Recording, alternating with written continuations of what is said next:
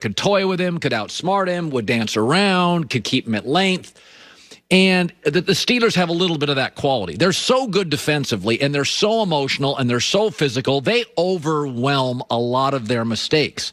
But they're 8-0, and this is why I struggle to buy into them. They have 2 double-digit wins. You know, it's like you are who I see, which is you're close against everybody. And again, they overwhelm Cleveland. They get up for big games. But I've fallen for this now a half a dozen times in the last decade where they're really good in the regular season and they kind of play to their competition. Then you get to the postseason and you got an Andy Reid or you got a Belichick or you got a Tony Dungy, you got a Peyton Manning. Well, I got Andy Reid and Patrick Mahomes around the corner. That's all about details. That's all about efficiency. And those guys just waltz through the playoffs. So when I watch Pittsburgh, I think they're a really great television show. I think they're a good football team. They should be on TNT. They're the best drama in the NFL. Everything's close. Bad teams, early, late. I mean, yesterday, and I know they're talented. That's not it. And I know they're physical, and I know they're tough. But you got to blow out more teams. And this is not the Pac-12. It's not college football. There's a lot of close games. But they tend to win our hearts, our fantasy points. They win the favor of the networks like them. They're a really good television show. They've got a highly emotional coach, and they feel like football. They get in your face. They knock you out. Yesterday was so Pittsburgh. You got Ben limping around. You got a bad opponent, and they barely beat him, and they struggle.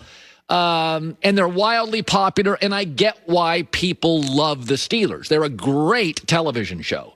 I think they're a good football team. And I think, years and years ago, there was a team in the NBA, the Phoenix Suns. They were just built for the regular season. They were just unbelievable in the regular season. Because if you just flew into town the night before, you watched an hour of film with Steve Nash, they'd run you out of the gym. They were early on the three-point shot. Their offense was fast.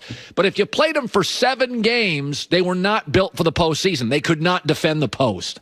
And I think Pittsburgh's one of those. They're going to win 15 games, 14 games. I mean, you look at their schedule. It's been a weird year where they've faced very few elite quarterbacks. The best pure passer they have faced this year is Ryan Tannehill.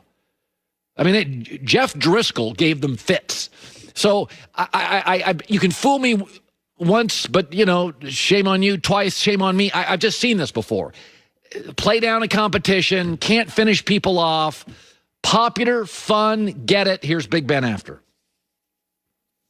We know everyone's coming for us. If you didn't know who, I'm not trying to take any shots at anybody, but if you didn't know who America's team was, you should have seen the stands and all the terrible towels. Dallas may be America's team, but we'll be the world's team because we got fans everywhere and they're the best in the world. Think about this. If I'd have told you Big Ben goes 29 of 42, 360 yards, 3 TDs, no picks, and a passer rating of 114, would you think it's close? I mean,